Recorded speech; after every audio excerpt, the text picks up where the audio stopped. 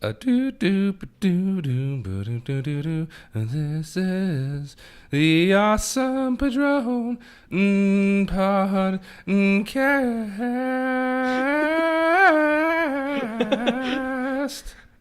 I like the hesitation. No. The last note. What? The little hesitations Yeah. in the last note. I don't know. I think that's perfect. I was sleeping all day today, so I just remember I came up with that on the spot, and then that becomes a new hit song. Yeah, the song that's like 15 seconds long. So I think we're good. Hello, everyone. If you listen to the song I just sang, this is the Awesome Jerome podcast. We are now, which we didn't even realize this, we've been on Spotify. We keep bringing that up, that Spotify hasn't accepted this yet. I guess they just did it and didn't let us know. Yeah, they didn't send us an email. Yeah, that's for sure. Yeah, so we are, so yeah, we're now on those. So if you, like I say, if you like what we have to say but hate what you have to see, you can actually go on Spotify now. You can go to iTunes, Google Play, and Spotify, which is extremely exciting. It's not really that hard, though, to do that. But, yeah. It's not like a huge achievement, Yeah. but it's still exciting. You can do it if you want to. But we are now on there now. So if you want to listen to us on there, go for it. It's all cool now. Yep. But yeah. Yeah, we got a lot to talk about. Yeah, I think we do. And it's all about like one thing. Yeah, Avengers Endgame. Yeah. So that is a big old warning. Today we will be talking about Endgame spoilers. Yeah, major spoilers. Like we won't be like beating around the bush about it. Yeah, exactly. So if you haven't seen Endgame, don't watch this video unless you don't care. Don't watch this video or listen to this podcast or whatever, because we will be talking about completely what we thought about Endgame, and like what we thought about the different scenes and different things that happened. So that is your final warning. Here you go. 3, 2, 1. Iron Man died. Okay, cool. They didn't get off in time, then lead in with the big one. Yeah. But yeah, I actually loved how they did Iron Man's death. Yeah. Just like the way he was able to say what he said at the end of that first Iron Man that kicked it off the whole universe. Mm-hmm. It was just like it brought it all around circle. It was amazing how they did it. And I also loved how how he didn't say anything after he actually snapped. Right. It was just like he was so. It was just like took everything out of him to where all he could do was just walk off and lay down. Mm-hmm. And I just love that whole little scene whenever like Peter Parker walked up to him and like would talk to him to comfort him, and then Pepper. Walked up to him a little bit. And then when she said, what was this? Yeah, she said, you can rest now. I loved what she said. Yeah. She said, we'll be okay. You can rest now. Yeah. And I just loved it. It was so beautiful. That literally was choking me out. Yeah, I had to hold back. What were you going to say? Well, I was going to say the only thing that I wish is that Captain America would have got to say goodbye. Because, they were trying to make it people that were, like, really important to Tony. But I feel like Captain America was somebody who was his friend. And that even though they had that falling out, they were still good friends. So it would have been nice to see a final goodbye with them. But I understand that he's dying. They can't keep having people come. Yeah, that would have been a weird scene. I thought they were gonna have like Captain America or somebody like close Tony's eyes, because they kept his eyes open. He was just like sitting there with his eyes open. I was like, somebody close his eyes at least and show a little respect there. But nobody did. I think it would have been cool just to have Captain America close his eyes. But I mean, it's not like a complaint that I have. But I was gonna say that the scene with Spider-Man or Peter Parker over Tony Stark when Tony Stark is dying. It kind of reminded me of the scene in Logan when Wolverine's dying and Laura's over his body and crying over his body. Oh yeah. And it was just so like reminiscent of that scene, because it's like a huge character that has been played by this one actor for so long. Yeah. Finally dying, and it's gonna be like a send off for that character. Yeah, and I really just want to talk about the whole last act of the movie. Yeah, I know, right? Amazing. Yeah. It was just like orgasms all around. Everywhere. Exactly. Just all over the screen. It's like, especially like all over the screen. Let's hope not. But the one cool thing that I haven't really thought much about, and I didn't really notice it the second time, that made it even so much cooler, was just Ant-Man being. I think that's like the biggest we've seen Ant-Man.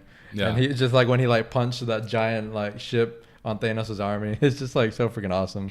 Yeah. But I will say that I was really hoping for Daredevil and the Defenders to come out of those one of those portals. Like even if it was like in the very background of the shot. Yeah. Like I was literally like looking around like everywhere. Like both times I've seen it, like I was just like looking everywhere if they were like in the background or something. Because I would have been happy if they're just in the background. But no, they couldn't have done that. But yeah, it's still a pretty epic scene all around. But regardless. On the bright side, Howard the Duck was in the fight scene. Oh yeah, no, I didn't notice it until I saw somebody post about it. Really? Where was he at? He's with the Ravagers. You don't see him you don't really see him. I mean, obviously. Okay, I'm gonna have to like. I mean, look you for see him, but you have to look for him. Yeah, like one of the news pages that I follow on Instagram, they posted about it. I can't remember if it's Instagram or Facebook, but like he's like in the Ravagers. You know the group that Yondu is the leader of. Mm-hmm. He is apparently he was part of that group. Okay. When they came in, I didn't even see them come in. Regardless, I don't know. It was there's so much going on that I was trying to catch everybody, but I couldn't catch everybody that came back. Yeah. So. It was also really cool that they brought back. They did a callback to that one line on your left. Oh yeah. Like right before they came in. When Falcon called Captain America on his radio and he was like on your left and called back to the Winter Soldier whenever Captain America kept saying that at the beginning of the movie to Sam. But even like right before that, I do want to talk about that scene when Captain America his like shield's been broken by Thanos and all the other Avengers are like pretty down and they're pretty out of the fight and like and Thanos' army, like huge army, is about to come down, and the rest of the other Avengers that got snapped hadn't come in yet. Yeah. And like Captain America like got up and like tightened his shield and like started walking towards Thanos' army just by himself. Yeah. That is honestly gonna be like one of the most badass scenes of the entire MCU. Definitely. Like I didn't even really notice it the first time I watched it, but the second time I watched it, I was just like, oh my gosh, that scene is so epic. Yeah. Like this movie, I already loved Captain America like a lot, especially after the Winter Soldier on. But this movie really made me appreciate Captain America like a lot more because they wrote him like so well in this movie, especially. Yeah, and honestly, I didn't really think from the beginning of the universe, I didn't think I was going to be that interested in Captain America. Mm-hmm. But he really just... He really grew into something else to where even like his two solo. Well, he didn't really have two solo movies. Yeah, we had two solo movies. Yeah, and then one kind of solo movie. One called Captain America. I'm pretty sure it was called Avengers Captain America 2.5. Civil War. Was he the only one in Civil War? Oh, yeah. Which I really think they should have just been called Marvel Civil War, but you know, whatever. Marvel Civil War? Well, yeah, kind of like how the first Avengers was called Marvel's The Avengers, and then they stopped doing that. But I guess Civil War, so it wasn't just called Civil War. Yeah. You know, Marvel Civil War, because Civil War was already something. Right. I mean, you guys should was it? I've never heard of it. I think Marvel only had the only Civil War. But like, he really had some of the best Marvel movies. Yeah. Other than the first Avenger, which the first Avengers. I think that Marvel they took characters that weren't that important, and I know that they only had rights to certain that's all they had. They didn't have a choice. And they only had rights to certain ones, so they had to work with what they had. But I think that they did everybody send off really well. Yeah. Like even Black Widow and Hawkeye in this movie, I didn't really care for them before, but they did them so well, like their character arcs and everything. And you know, even when Black Widow dies, it was kind of sad. Yeah. I actually read somewhere that Sony actually had a chance to buy all the people in the Avengers back in the day. I think I have heard that before. But they said that they declined it because they were going to have to. I think they spent like $7 million or $1 billion or something on Spider-Man. Yeah. And they had a choice to spend like 20.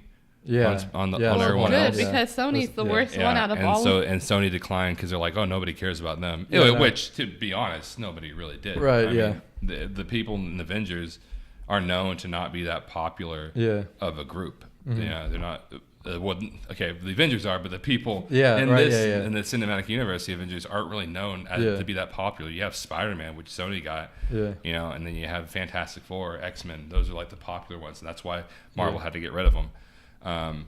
But the people in it, it's just that they realized, I guess Marvel realized they needed to do something with them, and they created something bigger than you could ever imagine. Yeah, no. I mean, I'm pretty sure anybody in the back in the day, you could tell them what's going on with these characters, and nobody would believe you. Yeah. Because they're just so characters that nobody really cared about. But now, like, they're just the biggest Marvel. Yeah, they made $1.2 billion in the opening weekend alone. Yeah, which is like, I don't know what's going to beat that. This is a 22 movie saga.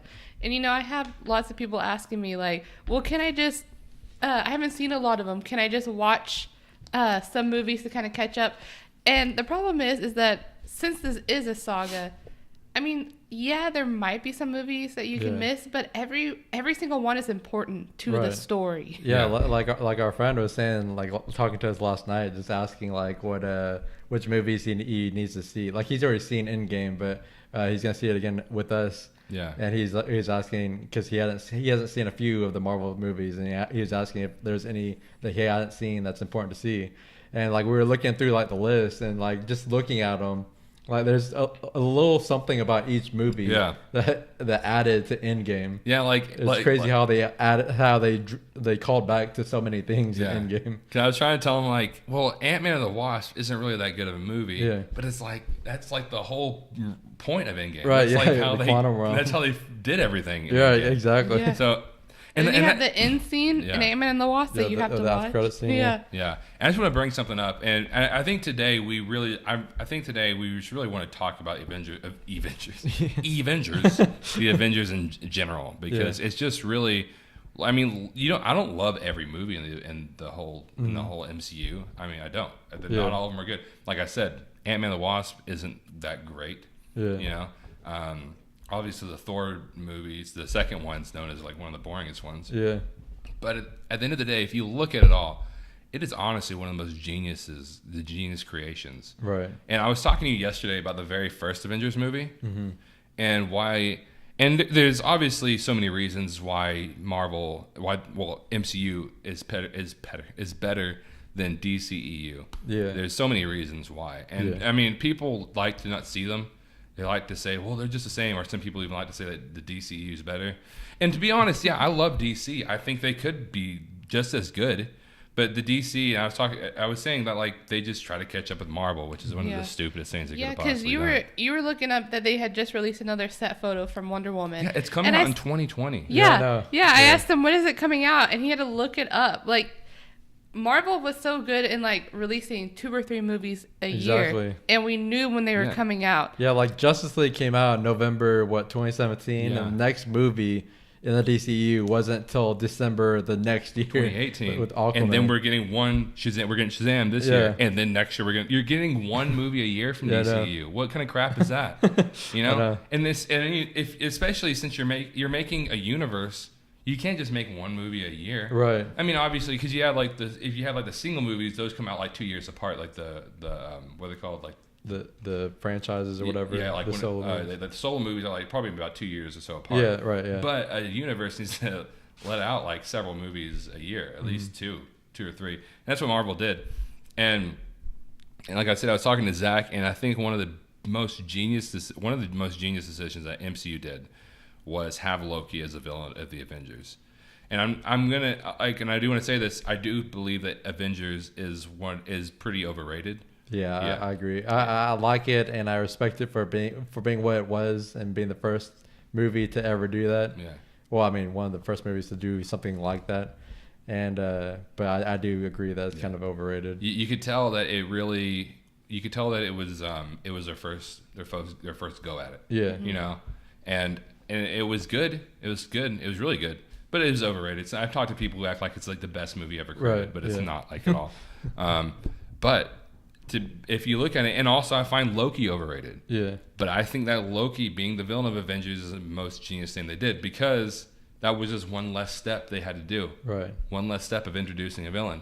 You had already introduced all these characters, right? Mm-hmm. So really the only character they had to introduce was Hawkeye. I mean, they had already introduced him, but that's the only character they needed to get you to like was Hawkeye.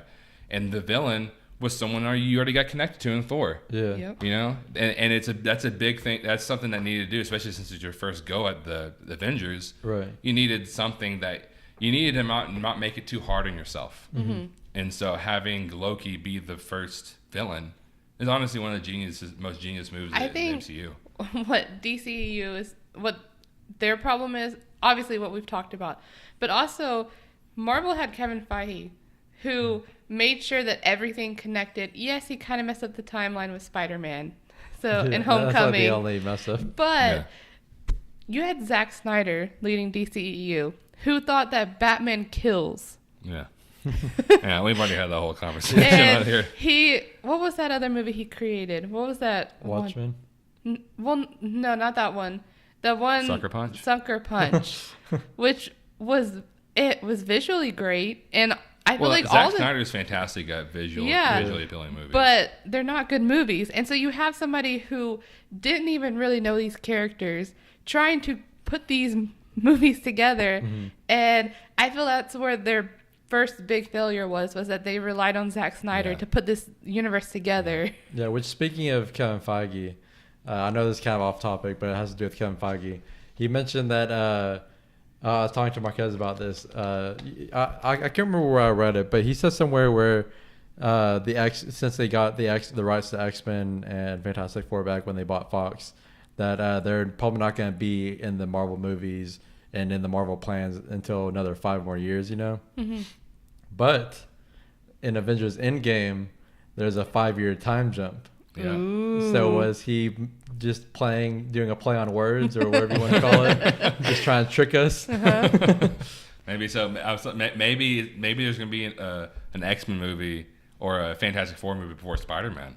Maybe they've been filming it. Yeah, they've been filming it this whole time. Yeah, they just it's called The Dark Phoenix. Nobody's seen it. That's gonna be in the MCU. It's secretly gonna be in the MCU. They haven't revealed it. But, it is gonna be like the first, or no, the New Mutants is gonna be the first one that's gonna be under the Marvel. Is that coming out? I don't know. It's been advertised for so long. I don't know.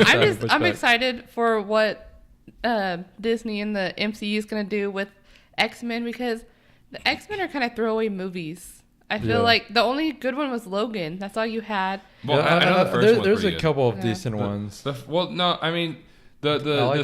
throwaway one was like the third one, and then both Wolverines were decently throwaway. Not both. Like the first two were decent. I mean, the second one was pretty good, but they're both somewhat throwaway. Yeah. The really good ones was the first one, and then Logan. And I don't remember the second one. Like Days of Future Past was pretty good. I like that one too. The only thing about the first one is you had that weird little, do you know what happens to a toad when it gets hit by lightning? And the same thing that happens to everything else, or something like that. That was beautiful. Great writing. Yeah, but I mean, just the X-Men in general are like really awesome, cool concept. Yeah, and then Fantastic Four. I mean, me and Zach have talked about, and I think me and you too have talked about how. The first two get so much hate, which they weren't that bad, but they weren't great. Yeah. And then we got that god-awful Fantastic Four.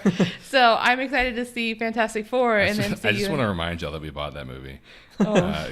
We're going to review it eventually. Yeah, we're going to. Just in case anybody thinks we bought that movie because we like it. We have Suicide Squad on Blu-ray. Well, some of our two least favorite movies. What's interesting is that you bought both movies, Marquez. I know. I had to because I had plans for them. I have plans to review them and talk bad about them. Those are my two things. And I wanted to buy them and rip them. And put Suicide Squad though makes me so angry. Dude, Suicide Squad is literally one of the worst movies I've ever seen in my life. And people want to act like that's like an overstatement, but it's not.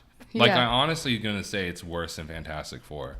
Like I will say that because Fantastic Four actually started out okay. It actually started out with some kind of hope. Suicide Squad didn't start out with Suicide Squad was doomed when they had like. When they were introducing the characters and they had like stats for each character. And then they played like Super Freak during Harley Quinn's origin story. Yeah, dude, that was horrible. Man, that right there was like it just made me want to just tip over and just die.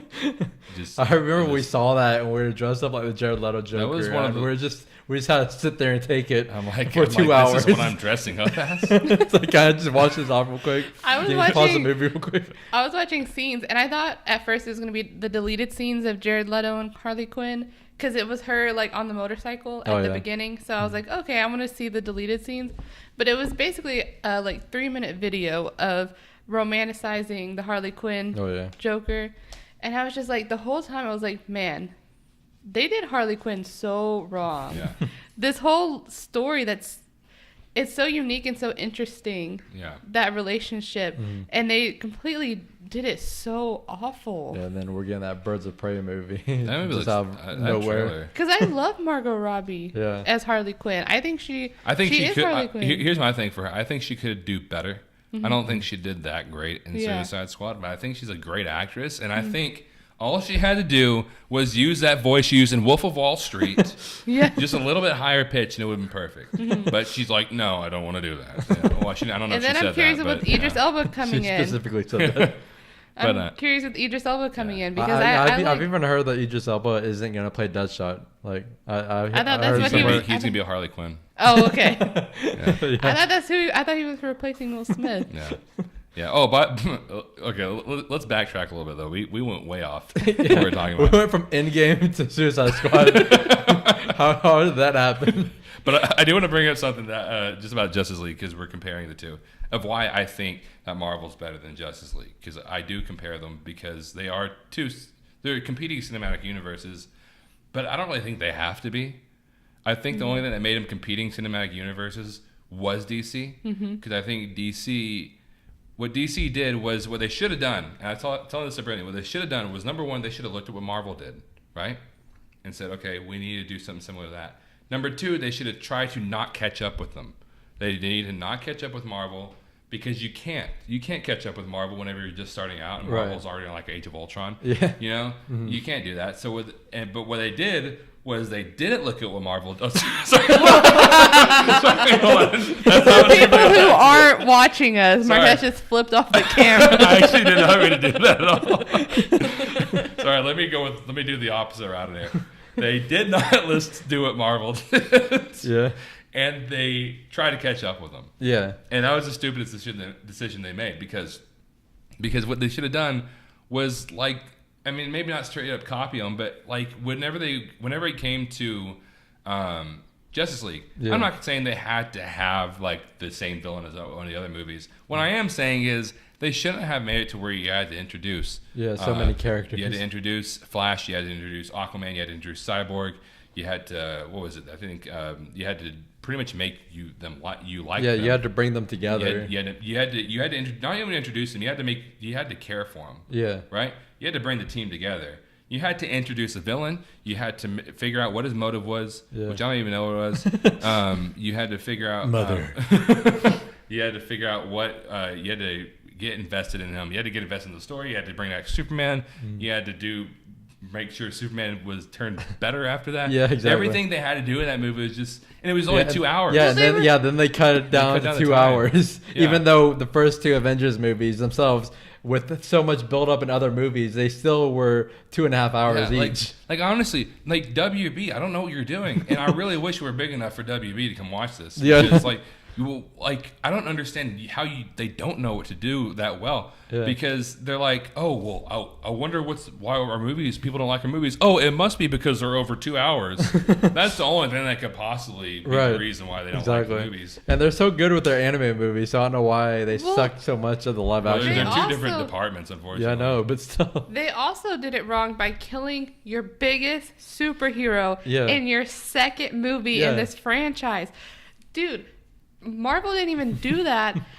Age of Ultron was the first time they ever killed a superhero, and it was Quicksilver, who was just introduced in that movie. Right. Yeah. They didn't kill a big character until Endgame, their 20-second movie. Exactly. Yeah, like just compare the death scene with Iron Man and the death scene with Superman. Yeah, exactly. This is like completely different. The emotional weight to both scenes. Yeah, and was there a part of the end of Endgame whenever you saw when the water rising up, or the dirt rising up, and so you were like, "Is Iron Man?" Maybe they're gonna do what they did in Justice League, and not that didn't even make any sense anyway. Yeah, bring him back to life. Because like whenever he was brought back to life in Justice League, he had been dead. He was actually dead. He was actually dead. Exactly. So dirt never rose up, and I mean like. And they're picking up. Like I love Shazam. I love that movie. Everything was done. Not everything was done right in it, but I mean, if they could do the villains a little better. But here's the thing: if Justice League would have done everything else better with the characters and had like a poor villain, that's not it's not like an excuse. It's not understandable, but it's something that could pass by because that's what Marvel did for a long time. They kept making villains that weren't really that great, but the movies were good, right? Guardians of the Galaxy had one of the worst villains in Marvel, but known as one of the best Marvel movies, right? You know, so I mean, they could have done that and been fine, you know. But it's like they just want to do everything wrong because they were in a hurry to catch up with Marvel. Yeah, you know, and honestly, that's why MCU is better. And I really don't understand any argument as to why. I really don't think there is any other argument as to why DC is better. Yeah. And if you think that, whatever. But I don't really see how you come up with an argument of why it's better. You can say that you like DC more. Sure, the comic books, if you want. I mean, I can understand liking the comics better. I can understand liking because the dark tones are pretty cool in some of them, like Batman and stuff like that. But I don't understand like the cinematic universe. No, not really. Even in the movies, you can make them darker. You just have to have the lighter moments to kind of fill that in, because Marvel has already established the superhero genre. Yeah. And so you can't. You don't want to do a complete copy of it, but yeah. Yeah, you can still make it darker. You just can't make it too dark like Zack Snyder was trying to do. Yeah, and like I honestly don't even mind like dark movies, and then just have. Yeah, I feel like the problem is not every movie has to be dark. Yeah. There can be dark movies, like completely dark movies. I mean, of course, obviously, you still have to inject a little bit of lightness and whatever it's called, comedic relief or whatever. But I don't feel like all movies should be that way. Like Superman movies should have a sense of hope throughout the movie. It should be a lighter tone than like a Batman movie. Yeah, and then like Christopher Nolan was like he hit the nail like right on the head with the balance on it. Yeah. But I do want to go back over to Avengers a little more. Yeah. Just talk about that. To kind of go back into Marvel, I feel like they do the emotional stuff really well too. Like Infinity War, I feel like Infinity War and Endgame, even though they connect, they're two separate movies. They tell two different stories. And Infinity War had a lot of action. It was awesome. Endgame was more emotional. And it's because this is the end of a saga. And I just loved how they did it. Like, people who you didn't feel emotion before, this hopelessness that you felt in Infinity War at the end carried over into Endgame until Scott Lang came back. Right. It was done so well, and I had somebody tell me that they didn't like Endgame because there was too much emotion and not enough action. Which doesn't make any sense to me, because how can you not expect this amount of emotion when half the universe gets dusted? Yeah. Especially like at the beginning, like I don't know if you're about to talk about it, but like at the beginning, they still had like an ounce of hope. Because they had Thanos alive. Yeah, and they still thought the stones were there. And they even said, we're going to use the time stone to turn everything back to normal. And so they still had like a glimmer of hope. But then once they figure out that Thanos has destroyed the stones and they killed Thanos, there's legit nothing they could have done. That they didn't have any other plan. Because they had no idea about time travel. I mean, Tony Stark he thought it was impossible until Scott Lang was like, no, I've done it. We can do it. We just have to figure it out. So who would have thought that time travel was going to be their answer? Yeah. I've seen a lot of people, that's one big complaint, is that the beginning's kind of slow.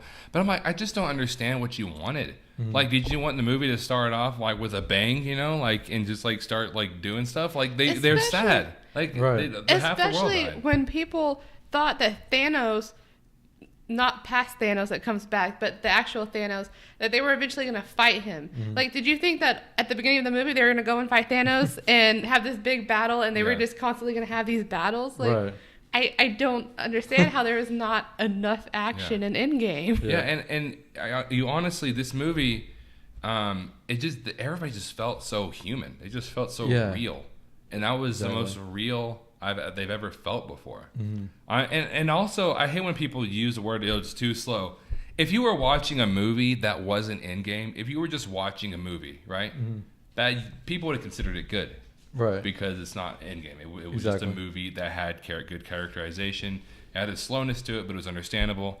If it was just a drama, that was not about this, people would have liked it. Mm-hmm. But because it's Endgame, because it's Avengers, because there's superheroes, because there needs to be action, people got mad at it. Not everybody, but some people didn't like the slowness of it. They said it was boring.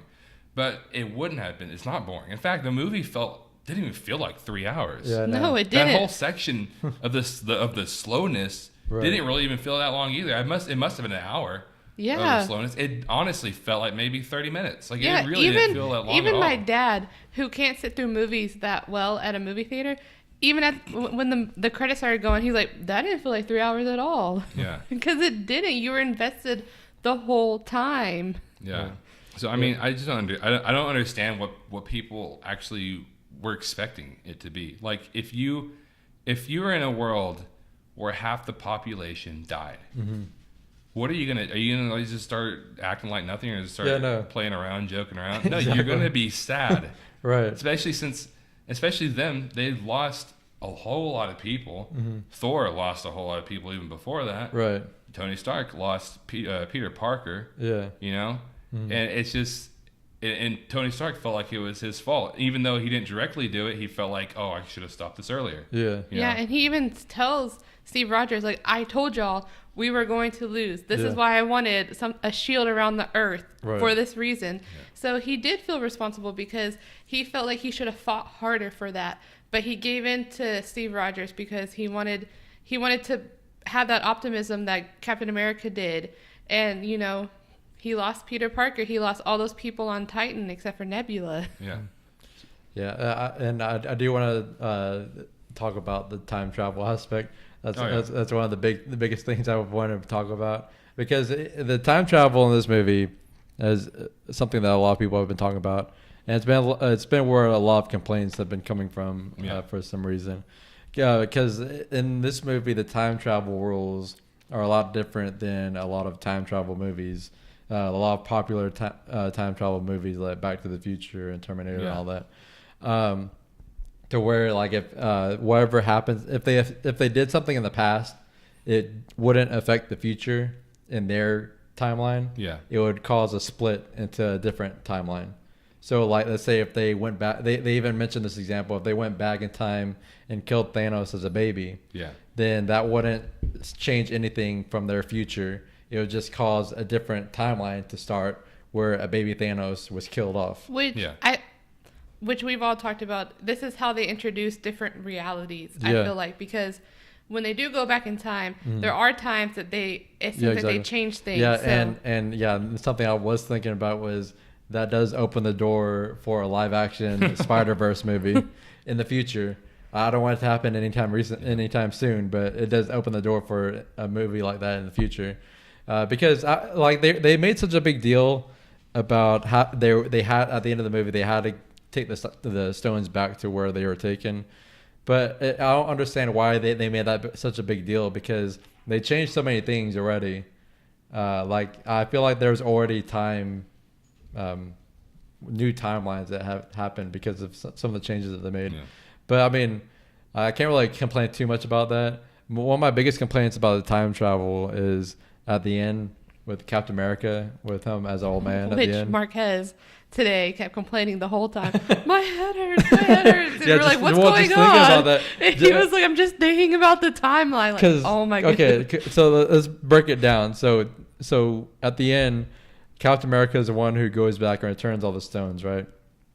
And then he's supposed to come back at a certain time, but he doesn't, obviously, because he decides to stay with Peggy and grow old with Peggy back in the 40s and on. And so he ends up being an old man on a park bench in the present timeline. And that wouldn't make any sense, because based on the time travel rules, anything that's changed in the past would create a new timeline. So he wouldn't be there as an old man in this timeline. He'd be in his own timeline. So it doesn't make any sense why he was in this timeline. Yeah, that's where the confusion happens. I feel like Marquez said that he kind of had it figured out today. I just don't know. But also, but also, I was reading something. Oh, sorry, I just touched your hand. I was reading something, and the Russo brothers actually came out and answered some questions. And I think there is an issue there to where I think this movie was so long they wanted to cut stuff out, and to the point where they kind of need to add stuff in. And what they said was that he got to a point whenever he was old, right? Mm-hmm. And then he jumped back to that reality. Okay. He jumped back to the timeline. He jumped back to the reality at the end of the movie. And so that's what they said. Yeah. Which makes sense, but it also, I don't know, I don't think it was said. It was never said. It was never said. But they did that with, because I posed a question to both of y'all today about when Nebula only had one Pym particle. How did she get herself and then Thanos and his whole army there? And you, in that Q&A with the Russo brothers, they actually said... Yeah, because they had Maw on the ship. They had what? Maw. Oh, yeah, Ebony Maw. Yeah, who was a really, like a master wizard. Yeah. And then Thanos was a really smart person, too. Right. Real smart. And so they said together they were able to deconstruct the formula and create more. But it was never mentioned. So So when you first think about it, it's like, how did they come back? But that does make sense. Why? And it's a kind of thing of like, sure, it kind of, you are kind of respecting your audience, but those are little details where you can put them in there, and it's not really not respecting your audience. Yeah, because it could be a little small scene. Yeah. With that and or the not even a American small scene, just a sentence. That could have been 2 sentences you could have put in that movie. Right. You could just had Nebula give them this and say, Nebula, okay, y'all, now you can make more of this or something like that. Yeah, right, yeah. You know, or at the end you could have had Captain America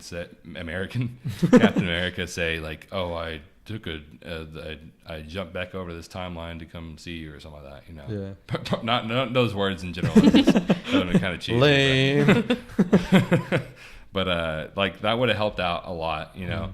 And I mean, I feel like that's probably what it is. Yeah. Yeah. I also do want to talk about the timeline too a little bit. If that's okay. Did you have anything to say? Huh? Did you have anything to say, Brittany? Huh? Okay. Well, I do want to talk about the timeline. The timeline. Well, the time traveling aspect that they use in the movie is actually a theory, that a really pretty big theory of how time travel works, is that you can't change the past. Right. Right. Another thing is that like I never watched Dragon Ball Z. Okay, I've never seen it. I would like to watch it. It's like one of the only animes I ever would care to watch, Dragon Ball Z. Yeah. But I have heard that they actually use that this type of time travel in that movie. Okay. A lot of, whenever I've seen people gripe about it, some people go in the comments like, it's the same time travel that they use in Dragon Ball Z. So that's what I've seen a lot. So maybe, I guess that's also a good point, you know? Another big thing that kind of confused me, but after a while I realized, oh, it's not really that bad, is the whole thing of bringing Thanos back and stuff like that. But what it is after they snapped and brought back everybody to life, they were done, right? And it's just something that really came to mind, like after the movie was, a little bit after the movie was over. They were done, right? Yeah. And so it kind of confused me of like, well, Thanos is going to come back, and that means nothing has changed and all this stuff. And how's that going to work? But it's like in that universe, everything was good after they snapped and brought everybody back. It's just that Thanos was able to make it back there. So I mean, that's just something that kind of went through my mind. But it's fine. Yeah. It made sense. And you were saying about how you knew somebody who was complaining about like Nebula. Like whenever she killed herself, how that didn't make any sense. Yeah.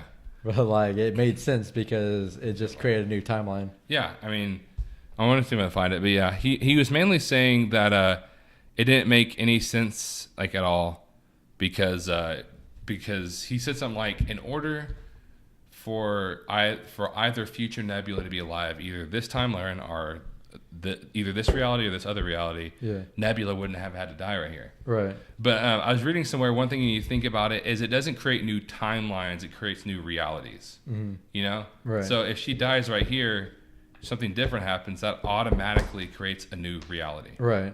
You know? Exactly. And it completely becomes irrelevant and not connected from this reality over here. Yeah, it's kind of like that Detroit Become Human game. Yeah. The decisions you make cause different paths to happen. Yeah. And so, I mean, I thought it was cool. There's a link to an article I found that was actually really informative. It was really cool. She was talking about, the what's it called? The stones having to be brought back. Oh yeah. Which while you're bringing that up, something I do want to talk about is you're talking about how like they snap everybody back, and like that's one of the big complaints that a lot of people have is that the Hulk didn't have his rematch with Thanos, and like while I will say it would have been cool to have Hulk fight Thanos in a rematch. I mean, he freaking snapped everybody back into existence in the entire universe. I don't know how people can say that Hulk did nothing. Oh, Hulk did nothing in this movie. They really lowered him down in this movie. But like, he's the one who snapped everybody back into existence, and he was the only one who could do it and survive. The thing is that in this movie, it was more about Bruce Banner and Hulk finding a way to work together. Mm-hmm. It wasn't Hulk or Bruce Banner. Yeah. So yes, Hulk fought Thanos and lost. Mm-hmm. And then he got scared and would not come out in Infinity War. So Bruce and Hulk had to learn to live together. And so that was the whole point of this movie is Hulk growing as a person. Yeah, exactly. And especially since the whole reason why the Russo brothers had Hulk be like he was in Infinity War wasn't just that he was scared of Thanos. It was that he hated being used as just a weapon by the Avengers. So it wouldn't make any sense for him to then be used as a weapon again. I mean, Hulk does fight in the final battle, but it wouldn't make sense just to highlight that as him being a weapon again, because that's not who the character is trying to be.